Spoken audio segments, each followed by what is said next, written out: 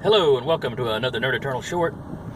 This time we've just come out of Spider-Man Far From Home. And this is going to be a spoiler-free general impressions sort of thing. Won't be a real long one. But we're going to give our impressions, while they're fresh. Fresh out of the theater. So we don't have time to think about it and pick it apart anymore. Tarky, what'd you think? It was Spider-Man as a high school comedy.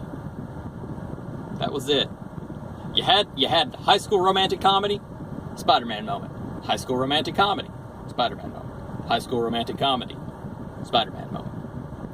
I hadn't thought about that, but that is not terribly inaccurate. You could literally take out the Spider-Man moments with natural disasters and him just having heroic moments and just be like, oh, he was a very heroic high schooler on a field trip where bad shit happened.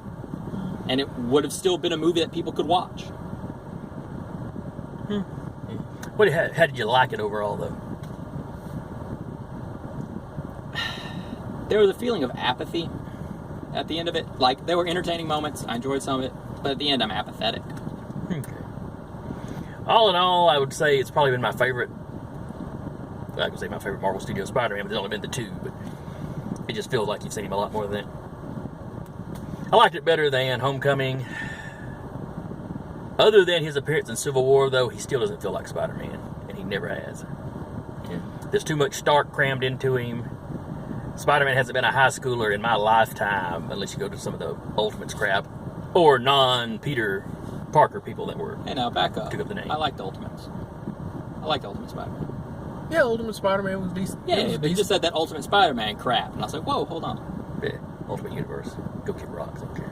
Yeah, that's kind of my Truthfully, a lot of the problems we have with the movies comes from how much Ultimates they tried to drag into it. Liked how they did Mysterio, liked how he looked, liked how his powers worked. All that I thought was pretty well done. I like Mysterio's illusions. I like his illusions. I like the scenes of Spidey dealing with his illusions. But I almost call this thing Spider-Man Far From Good. All that crap online where people are like, oh, this is the greatest Spider-Man ever. I was thinking about entitling the full length. When we do a full length breakdown of it with spoilers, I was thinking about entitling it when I put it up on the side is Spider-Man Far From Great. Yeah, well, you can take it off of this one for me because it's not comparable to Spider-Man 2. It's just not. It's not in 2's league. Truthfully, it's not in the Amazing Spider-Man's league to me. Spider-Man was cooler. He quipped. Garfield did the better version of Spider-Man. Yeah, Garfield is a superior Spider-Man. He just is. Garfield's version quipped. He was hyperverbal. This one don't scream quite as much as Toby. I notice he can't keep his damn mask on. That's starting to be a thing with, look, it's me. Dude, we know it's you. Goddamn, keep your fucking mask on. I'm burnt out. I'm burnt out on Spidey. I don't really walking out of the theater, care. I was really thinking to myself, at least we only got one more of these to go. No, hell, they talking about, hell, you may have another 7 of these motherfuckers. Because the partnership works for Sony, and they're trying to bring Venom in. They are burning me out. My overall impression of the film, sitting through it, I enjoyed it. I had my issues with it. I'm tired of every damn body in the supporting cast being funnier than Spider-Man. That hurts.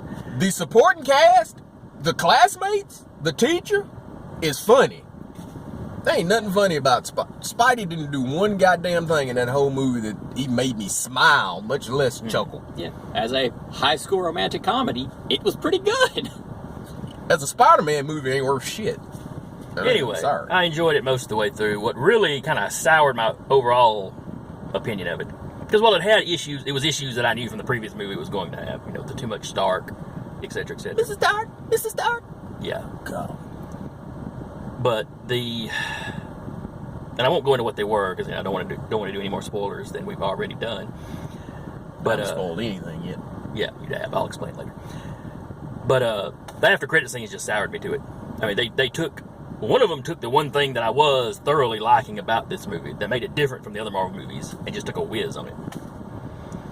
And the other one was just dumb. And if that's an implication of what Phase 4 is going to be, I ain't looking forward to it. No. Like I said, won't go into what it is because we're trying not to spoil it. I think Endgame pretty much. I think it's over.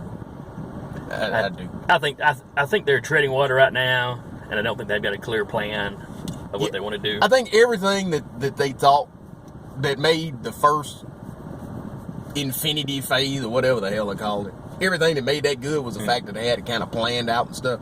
I think they played it by ear a little too much. I think the plan is over, and they have gone into the DC thing of throwing the spaghetti on the wall to see what sticks. And because they've gone through their big name, so yeah.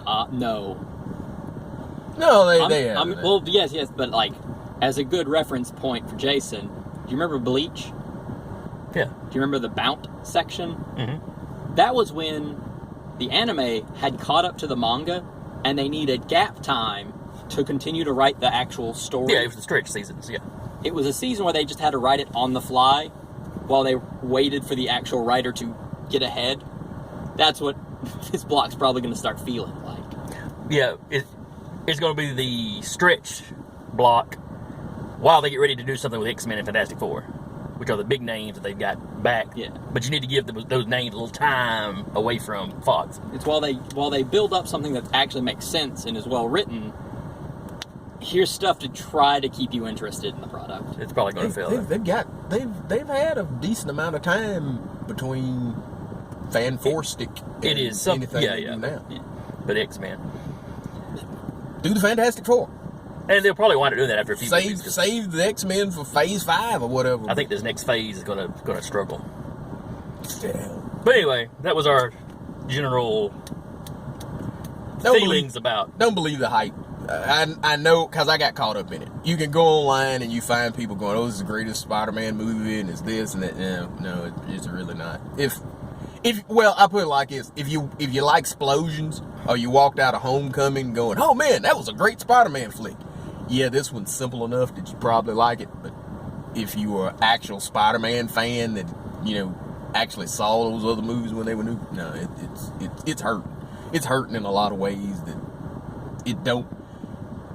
It's hurting from Civil War. Civil War, when you saw Spider-Man, felt like Spider-Man. Yep. The two Spider-Man movies that you've gotten from basically Sony, they don't feel like Spider-Man. I mean, hell, they don't. Hell, even in Spider-Man, yeah. So anyway, general opinions from us at least, not great. Meh. It's meh at best. Hell, go help Endgame beat Avatar if it's your thing. But anyway, we'll do a full spoiler-filled review probably in a week or two. So that's been us. We'll be signing off now. Peace.